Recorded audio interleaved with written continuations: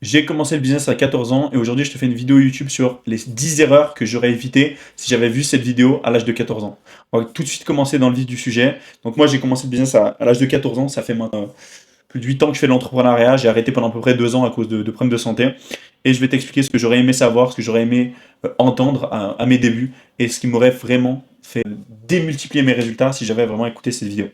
Donc c'est pas une vidéo où je vais faire le gourou, je vais te donner des conseils à appliquer directement. C'est plus une vidéo sur mon vécu, sur ce que j'aurais aimé avoir comme information plutôt dans mon parcours entrepreneurial. On va direct commencer dans le vif du sujet. Le premier thème, c'est tester beaucoup plus vite. Quand tu entreprends au début, souvent tu te poses beaucoup de questions, tu réfléchis avant d'agir, mais tu réfléchis et t'agis même pas des fois. Et tester vite, c'est une des métriques qui va te faire aller vraiment beaucoup plus loin et qui va te faire avoir des résultats bien plus rapidement. Donc si tu testes vraiment rapidement, si de l'idée à l'exécution il y a peu de temps, tu vas avancer vraiment beaucoup plus rapidement, ce qui est à peu près logique, mais surtout tu vas avoir beaucoup plus vite des feedbacks du marché. Tu vas avoir beaucoup plus vite des retours sur ce que tu fais et tu pourras directement savoir si ce que tu fais est bien, si ce que tu fais est mal, où tu te diriges. Parce que comme on dit, enfin moi il y a une métaphore que j'aime bien, c'est un gars qui est dans le noir, qui veut rallumer la lumière, s'il voit pas la lumière qui fait un plan dans sa tête, ok, là je vais aller là pour trouver l'interrupteur, il ne le trouvera pas. Mais s'il commence à toucher tous les murs, ok, de la pièce pendant des heures, et ben au bout d'un moment il va toucher l'interrupteur. Et via cette métaphore, on peut comprendre que plus on teste vite, plus on implémente vite, plus on a rapidement des résultats. Donc arrête de réfléchir, arrête d'attendre que ce soit parfait, arrête de, de, de mentaliser tes erreurs et de mentaliser le fait que tu vas peut-être échouer. Certes, tu vas échouer, mais plus tu échoues vite, plus tu réussis vite. Donc vraiment, teste le plus vite possible. Le marché te donnera des réponses, tu testes, tu apprends. C'est vraiment ça. Le deuxième point, c'est prendre plus de feedback. Moi, j'ai fait beaucoup d'erreurs en entrepreneuriat, c'est que j'ai pris peu de feedback sur ce que je faisais, sur combien de chiffres je faisais, sur... En fait, je traquais rien, littéralement. Aujourd'hui, je traquais un peu plus, mais même aujourd'hui, je traque pas assez, à mon avis. Donc, plus tu traques, plus tu as de data, plus tu as de data, plus tu peux bouger de façon smart. Ok, c'est super important d'avoir des feedbacks, autant de tes clients, autant du marché, autant de ce que tu fais, autant de tes campagnes. En fait, il faut que tu aies de la data sur tout. Il faut que tu aies du feedback partout. Il faut que plus tu as de feedback, en fait, plus tu vas gagner du temps parce que tu vas éviter des erreurs qui sont inconscientes dans ton esprit, mais que tu vas conscientiser si tu les vois physiquement par les chiffres. Tu comprends? Donc, c'est super important d'avoir du feedback tout le temps, continuellement. Ok. Et puis, c'est important aussi de ne pas rester seul dans sa tête à toujours mentaliser ce que tu fais, mais sans avoir de données réelles. Ok. Donc, prends du feedback du marché, demande à tes clients, demande aux gens plus avancés que toi aussi, parce que ça, c'est encore plus cheaté. Si tu peux demander à des gens qui sont déjà passés par où tu es en train de passer du feedback que eux ont eu, c'est surcheaté, tu vois. Tu apprends des erreurs des autres. Et on disait, je sais plus qui c'est qui disait ça, mais qui disait que les intelligents, ils apprennent de leurs erreurs, et les super intelligents, ils apprennent des erreurs des autres. Je sais plus qui disait ça, mais en gros, c'est mieux formulé que ce que je t'ai dit, mais tu as compris le concept. Donc, quand tu prends du feedback, c'est important de regarder la data aussi. Donc, ne pas juste avancer au feeling ou d'avancer. C'est à peu près le même conseil, hein, c'est juste que je l'avais mis en deux points là. Donc, je te le répète. Donc, prends du feedback, donc que ce soit du terrain, du marché, de tes concurrents, même des gens qui sont déjà passés par ce que tu es passé, et regarde la data. Donc, avance pas au feeling. Traque tes messages, traque tes réponses, traque tes appels, traque tes ventes.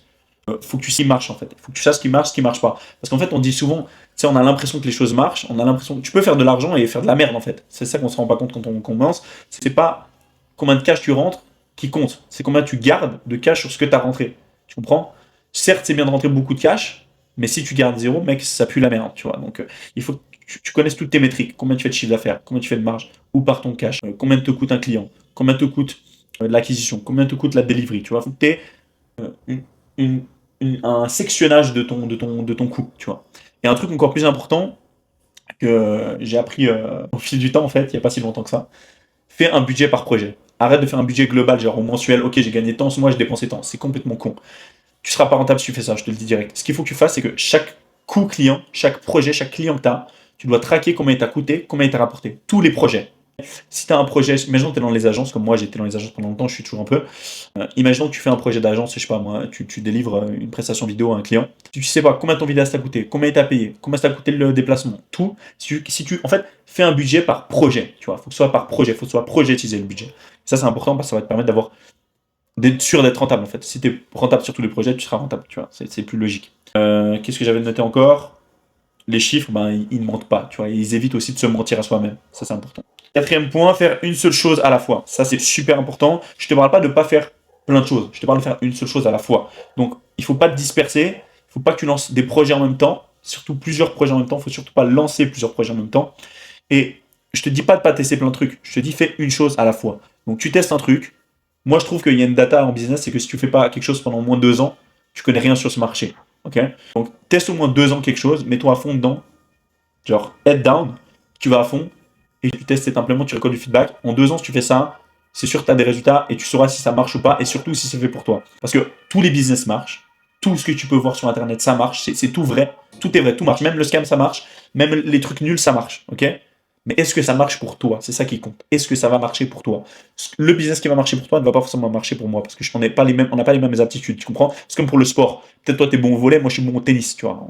Et vice-versa, on ne sera pas forcément bon dans l'un dans l'autre. Moi je suis bon au powerlifting, j'étais bon parcours. C'est peut-être si t'es énormément grand et que t'es fin, tu seras peut-être pas bon power, tu vois. On a tous des métriques de base où on est meilleur. Donc tous les business marchent, mais tous les business ne marchent pas pour toi. C'est ça qui est important à comprendre. Donner du temps à ses idées, ça c'est important parce que tu vois, si tu, comme je t'ai dit, si tu fais pas un truc pendant 2 ans, normalement t'as pas de data dessus à peu près. Enfin, tu es body dans le market, tu vois. Focus-toi sur créer des vrais résultats pour tes clients. Donc ça c'est important. Quand tu lances pendant les 2 années où tu testes, focus-toi sur le résultat client. Tu t'en bats les couilles de devenir teupin, de détruire tes concurrents, tu t'en fous de ça. Juste focus-toi sur délivrer le meilleur produit à tes clients. Si tu fais ça, tu feras de l'argent, c'est sûr et certain. Point 5, je t'ai dit avant, tous les business marchent, mais pas tous les business marcheront pour toi. Donc le point 5, c'est faire un business qui te correspond. Donc je te parle pas de faire un business juste pour l'argent, ou pour impressionner, ou juste parce que c'est sexy, ou juste parce que c'est trendy. Non, je parle de faire un business qui te correspond. Il y a un business qui te correspond, tu vois. J'ai fait une vidéo sur ça d'ailleurs, je vous la mettrai. Je crois que c'est ma dernière vidéo, elle s'appelle Arrête de chercher un business à la mode, il est déjà en toi, je crois que c'est un truc comme ça. Va la checker, il y a 20 minutes de vidéo là-dessus, donc tu pourras approfondir le sujet. Il faut que tu aies du sens dans ce que tu fais, il faut que tu aies une mission, tu vois, il faut que tu sois drivé. Il faut que, plus que faire de l'argent, ton but soit d'impacter, de changer, de développer, de transmettre, je sais pas moi, il faut que tu aies envie d'avoir un vrai impact. Faut pas que ce soit juste pour la flambe ou pour t'acheter un Urus, tu vois. Même si c'est cool les Urus, je vais pas te mentir, j'aime les Urus aussi, hein. J'aime les voitures, j'aime plein de trucs. Mais je fais pas mon business pour ça. Je fais mon business avant tout pour aider les gens, aussi pour l'argent, mais avant tout pour aider les gens, apporter des résultats, aussi pour l'argent. Faut pas l'oublier, aussi pour l'argent. On travaille pas pour rien, ok. Je travaillerai. C'était qui disait ça? Je sais pas. Il y a dans un son de Werenoi ou je sais plus qui c'est qui disait je ne travaillerai pas pour rien, sauf pour une œuvre de bienfaisance, bien sûr, mais je ne travaillerai pas pour rien, tu vois. Et c'est important. Donc il y a vraiment, on travaille pour l'argent. Enfin, on travaille pour faire de l'argent, mais on travaille pas pour l'argent. Je sais pas si tu comprends. C'est un peu profond, peut-être tu comprendras pas, mais si ça fait quelques années que tu fais du business, tu vas me comprendre. Il faut une vraie valeur ajoutée, ça c'est important. Tu vois, il y a une taxe dans ce monde qui s'appelle la TVA, taxe sur la valeur ajoutée. La TVA, c'est littéralement la taxe sur quand on crée de la valeur. Tu vois, c'est la taxe sur la création de valeur. Moi, ce que j'ai envie que tu fasses, c'est que tu crées de la valeur. Créer de la valeur, en fait, je te dis pas d'acheter un truc, le vendre le même. Enfin, imaginons, tu achètes un truc dans un pays, tu le revends 2 mètres plus loin, 2 francs. Déjà, tu as créé de la valeur, tu as créé une minime valeur parce que tu l'as déplacé. Mais si maintenant tu prends un article d'un pays en Chine, tu l'importes en Europe. Tu as créé de la valeur par l'effort que tu as mis dans l'import. Maintenant, si tu le transformes, tu le brands, tu l'importes, tu le marketes, tu le valorises, là, tu as créé une grosse valeur sur le produit, tu comprends? Ça, c'est de la création de valeur. Ça peut être sur plein d'autres aspects, mais ça, c'est la création de valeur. Et quand tu fais ça, c'est là que tu es taxé par la TVA, taxe sur la valeur ajoutée, et c'est là que tu fais du vrai argent. Okay, quand tu prends un service, un produit, peu importe, et que tu rajoutes de la valeur à ce produit. Et là, on fait de l'argent. Ce que je fais avec le marketing, le drop servicing, etc. Que j'ai fait pendant des années, que je fais toujours. Et c'est ce que je fais aussi avec le coaching, tu vois. Le coaching, c'est juste du transfert d'informations, c'est encore différent. Mais voilà. Donc, qu'est-ce que j'ai dit encore? Bah sinon, si tu fais pas ça, tu vas finir vide, même si tu gagnes. Tu peux gagner des millions. Si tu t'en bats les couilles de ce que tu fais, je te jure, à la fin, tu te sentiras pas bien dans ton lit. C'est pas le but. 6e point, traite ta santé comme un business. Corps, premier outil de travail. Mental, c'est ton mental capital, tu vois. En plus, ça parle, ça sonne bien. C'est super important, les gars. C'est un truc que j'ai négligé depuis 2020. J'ai négligé ma santé physique, j'ai négligé ma santé mentale. Résultat, je dors 15 heures par jour, j'ai pas d'énergie. Je suis fat, je suis pas sportif. Quand je vais signer des deals, j'ai l'air d'un gros tas, tu vois. Si j'avais priorisé ma santé, mon physique, que j'avais fait du sport et que j'avais surtout soigné ma santé mentale bien plus rapidement que ce que je l'ai fait, je te jure, je serais beaucoup plus loin. Oublie pas que ton corps et ton esprit, c'est ton outil de travail. Si tu le soignes pas comme, si tu l'utilises pas comme un business, si tu le valorises pas comme un business, tu iras pas du tout loin, mec. Donc vraiment, valorise ton corps, c'est ton premier outil de travail. Ton mental, c'est ton capital. Donc soigne ton sommeil, sport, alimentation, routine. Si tu fais ça, t'es mort. Si tu fais pas ça, t'es mort plutôt. Sans énergie, aucune stratégie ne tient, mec. Parce que je peux te dire un truc, moi je prends un médicament qui me nique ma santé littéralement, je suis obligé de le prendre, et ça me fait dormir toute la journée. C'est le pire truc qui peut t'arriver. Si t'es fatigué, tu pourras rien faire. Ok, donc ne néglige pas ton sommeil, ne néglige pas ta santé, bonne nutrition, mange bien, fais du sport, dépense-toi, tu vois, c'est super important. Septième point, soigne ton image. Ne juge jamais celle des autres, mais soigne toujours la tienne. Ça, c'est le meilleur conseil que je peux te donner, mon gars. Si sur toi, tu as une bonne apparence, que tu looks bien, qu'on peut pas savoir, on peut pas te mettre dans une case. Ça, c'est en fait, le mec qu'on peut pas mettre dans une case gagne toujours. Ok. Donc, quand tu vas faire de la prospection, quand tu vas faire du business, quand tu vas en physique, quand tu vas démarcher, sois le mec qu'on peut pas mettre dans une case. Si c'est bien mieux pour l'intérêt économique. Ok. Si tu veux faire du vrai argent, il faut pas qu'on te mette dans une case. Soit, en fait, encore c'est ambivalent. Soit on te met vraiment dans une case, genre vraiment t'es là, tu vois. On sait que t'es là. Mais si tu fais du business avec genre un groupe varié de personnes, que t'as pas un ICP qui te ressemble, moi je pense que surtout le plus important c'est si ton client ne te ressemble pas, il faut que tu sois un nobody. Il faut qu'on sache pas grand chose sur toi et surtout qu'on puisse pas te juger. Genre moi je faisais du marketing B2B, tu vois, je signais des entreprises physiques, je le fais toujours d'ailleurs. Quand je vais marketer, faut pas qu'on sache de quel bord politique je suis, faut pas qu'on sache ce que je pense, faut pas qu'on sache que je juge des gens, il faut juste qu'on sache, je suis un mec qui vend un service. Là, c'est bien. Si par exemple, en formation en ligne, par exemple, je fais du conseil en B2B, enfin, à des clients en formation coaching, là, il faut que je sois par contre drastiquement positionné. Parce que les gens qui me ressemblent voudront acheter chez moi. Mais si je vends à des gens qui ne me ressemblent pas, mon gars, oublie pas, il faut que tu sois personne. Okay, donc c'est important. Il faut que tu comprennes un peu le jeu de l'image, comment jouer avec, comment bien se positionner dans l'image pour éviter de faire des erreurs qui vont te coûter cher. Ne juge jamais l'apparence des autres, parce que tu sais jamais à côté de qui t'es, ça c'est un truc important, mais comprends que les gens te jugent, en fait. Tu vois. Donc, positionne-toi à ton avantage, on va dire. Sois propre, sobre, crédible. Ton image ne doit pas bloquer ton message. C'est super important. Donc, il faut que tu sois sobre, tu vois, sobre sur toi, pas de logo, pas de marque, etc. On t'affilie à aucun groupe, crédible et propre. Si t'es comme ça, tu gagneras tout le temps. Huitième conseil, mieux s'entourer. Mentor, groupe, événement. Faut que si je commencerais là à zéro, j'irais dans tous les événements. Tous les événements, tous les mentorages, je prendrai tout. J'ai 2000 balles, boum, je les investis direct. Je les garde même pas. J'ai 5000 balles, je les investis. Je prends du knowledge, ok. Va prendre du knowledge chez des gens, entoure-toi. L'entourage, c'est le truc le plus cheaté. Donc va dans des groupes, va dans des événements. Si un événement, même à 2000 km de chez toi, prends l'avion, barre-toi. Tu vois, tu t'en fous. J'ai fait ça aussi dans le passé. J'ai pris ceux qui connaissent Marvin Nendiag aujourd'hui. Moi, en 2022, j'allais à ces événements. Tu vois, personne ne le connaissait. 2022-2023. J'allais à ces événements. Un brunch ultra, ça s'appelait à l'époque, un truc comme ça, dîner ultra, les dîners ultra. Je prenais la place VIP, j'avais pas d'argent, je prenais la place VIP, je prenais le train et j'allais connecter avec des gens qui pèsent, tu vois. J'avais 0 balles, mec. J'avais 2000 balles, j'investissais dans le week-end, tu vois.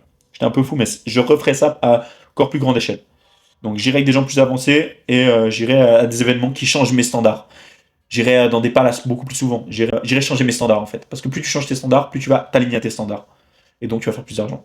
Je voyagerai beaucoup plus. Conseil 9. Je sortirai de ma bulle parce que quand tu es dans ta ville natale, tu peux que être influencé par ce que tu connais déjà. Et donc, tu ne changes pas d'identité. Et pour avancer, il faut changer d'identité. Donc, j'irai dans d'autres pays, j'irai voyager, j'irai connecter, j'irai vraiment partout. J'irai rencontrer d'autres entrepreneurs, j'irai voir d'autres marchés, j'irai comprendre plus grand que plus grand c'est possible en fait. J'irai comprendre vraiment que plus grand c'est possible. Donc, j'irai loin dans des pays où ça change, tu vois. Genre, moi, mon pote Nuno, il allait à Dubaï, il avait pas d'oseille. Ben, mec, il a rencontré Loïc Bourget, ça a changé sa vie, tu vois. C'est ça, c'était le déclic de sa vie. Maintenant, il fait 300 000 balles par mois. Juste, voyage, en fait. Bouge, bouge, bouge, bouge. Et bouge rapidement. C'est le plus important. Dixième conseil, apprends l'anglais, mec. Apprends l'anglais. Quand tu as appris l'anglais, tu as accès au meilleur contenu du marché, aux meilleures informations. Tu as accès à plus d'opportunités. Tu as accès au marché mondial. Sans l'anglais, tu es bloqué à même pas 1% du marché, mec. Apprends l'anglais direct. Direct. J'aimais pas les langues au début, mais apprends l'anglais le plus vite possible. Ok. Bon, on va passer au bonus. Ok. Donc, les bonus, c'est un peu des tips en plus. Apprends à vendre le plus tôt possible. Confronte-toi à la vente. Ok. Donc, avant d'avoir un logo, avant d'avoir un beau site, comprends ton client. Il faut que tu saches proposer, relancer, closer. La vente, c'est l'outil le plus ouf que tu peux avoir en entrepreneuriat. Il faut que tu saches vendre. Il faut que tu saches proposer, relancer, closer. Le relancer. L'argent est dans la relance. Ça, c'est un truc de ouf, les gars. L'argent est dans la putain de relance. Quand tu proposes un truc à quelqu'un, ça, c'est un truc que je vous donne. Vraiment, retenez-le. Quand tu proposes un truc à quelqu'un, il faut que tu le relances au moins 7 fois avant qu'il achète, en moyenne. Ok. Donc, l'argent est dans la relance, les gars. L'argent est dans la relance, dans le tracking et dans la data. Retenez bien ça. J'aurais documenté mon parcours aussi 10 fois plus vite. Filmer plus tôt, partager les étapes, montrer les erreurs. Les gens suivent l'évolution, pas juste les résultats. Ça, c'est un truc de ouf. Si t'arrives, même si tu crois que t'es novice et que et que tes vidéos elles sont nulles et que tu te compares, tu te dis putain c'est de la merde ce que je fais, oh putain en fait je suis pas au niveau, ah, tu te compares à plus grand et tout, nique ta mère, juste fais du contenu mec. Ferme ta gueule, ok, fais du contenu, tourne, publie, poste, partage en fait, il faut qu'on te connaisse. Plus ton réseau est grand, plus on te connaît, plus tu feras d'affaires. Mieux c'est pour toi. Bref, la conclusion les gars, aller plus vite dans l'action, être plus focus, prendre soin de soi, s'entourer mieux, construire un business qui a du sens et réussir sans se perdre les gars. Putain, c'était une masterclass cette vidéo les gars. J'espère que vous avez kiffé la vidéo. En tout cas, le mois du passé aurait kiffé la voir. Donc les gars, j'espère que vous avez kiffé. Si vous voulez prendre un call avec moi, premier lien dans la description, c'est 100% gratuit, 100% offert. Call de consulting de 45 minutes les gars. Je donne ça à ma commu, c'est un truc de ouf quand même. Donc n'hésite pas à en prendre un. J'avais fermé pendant 3-4 mois là. J'en ai pris 0. Avant, je prenais 4 par jour. 4-5 par jour, ouais. Donc bref, si tu veux, c'est ta chance mon gars. Peace.